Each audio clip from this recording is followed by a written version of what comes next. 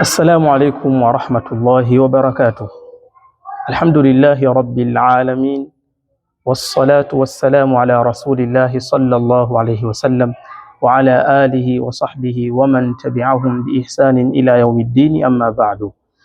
أما بعد ya kumshukuru Allah subhanahu wa ta'ala na kumtukia rahma mtume wetu Muhammad sallallahu alaihi wasallam.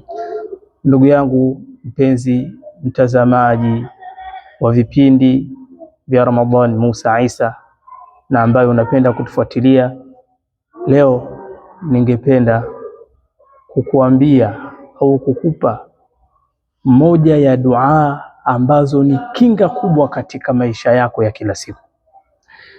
Na hii dua wallahi alazim ina siri kubwa, kwa sababu hii dua aliyeifundisha na kuielekeza mtu aisome si mwingine ni Mtume sallallahu alaihi wasallam, mtume ambaye wama yantiqu anil hawa, azungumzi kwa matamanio yake, bali in huwa illa wahyun yuha, yale ambayo anayoyazungumza si vinginevyo bali ni wahyi, ufunuo kutoka kwa Allah subhanahu wa ta'ala.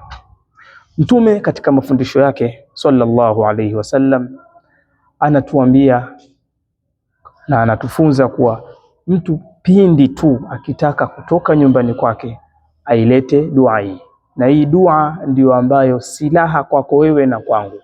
Dua gani? Dua hii hapa mtume alikuwa anaisoma na yeye pindi akitoka nyumbani kwake: bismillahi tawakkaltu ala Allah wala haula wala quwwata illa billah. Dua fupi sana ndugu yangu Muislamu. Dua hii bismillahi tawakkaltu ala Allah wala haula wala quwwata illa billah, ukisoma pindi unapotoka nyumbani kwako, Allah subhanahu wa ta'ala atakufanyia nini? Atakuepusha wewe na mashaitani, atakulinda kutokana na mashaitani wa aina zote. Imekuja hadithi ambayo imepokelewa na sahaba wa mtume ambaye alikuwa ni khadim, mtumishi wake mtume, aitwaye Anas bin Malik radhiyallahu anhu. Fi nihayat alhadith wajaa fi nihayat alhadith, imekuja mwisho wa hadithi ambayo kaipokea huyu Anas bin Malik, qauluhu sallallahu alayhi wasallam, qauli yake mtume, rehma na amani zimshukie juu yake na salamu. Imekuja vipi? Yuqalu lahu, husemwa kuambiwa mtu ambaye atakayesoma dua hii ataambiwa nini? Kufita wa wuqita wa hudita, umetoshelezwa na Allah subhanahu wa ta'ala kwa sababu umeisoma dua hii pindi akisoma hii dua.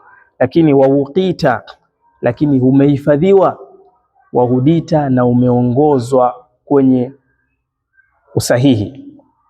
Lakini watanaha anhu shaitanu, na shaitani anajitenga na wewe. Mtu atakayesoma dua hii, shaitani atajitenga naye, atajiweka mbali, atakaa naye mbali mtu anayesoma dua hii. Fayaqulu li shaitanin akhara, patasema au atasema shaitani mmoja kumwambia shaitani mwenzake, atamwambia nini? Kaifa laka birajuli, vipi utamweza wewe, vipi utamdiriki, vipi utaweza kumdhuru, vipi utaweza kumpa madhara na kumuingia mtu ambaye qad hudiya wa kufia wa wuqiya, mtu ambaye ameongozwa na Allah subhanahu wa ta'ala kwa kusoma dua hii, lakini pia wa kufia, na ametoshelezwa na Allah subhanahu wa ta'ala, wa wuqiya, na amehifadhiwa na Allah subhanahu wa ta'ala. Vipi utaweza kumdhuru? Kwa hiyo hii dua ina siri kubwa sana ndugu yangu Muislamu, penzi mtazamaji ambaye unafuatilia vipindi vyetu. Kwa hiyo tujitahidi kusoma hii dua pindi tu tunapotoka nyumbani kwetu.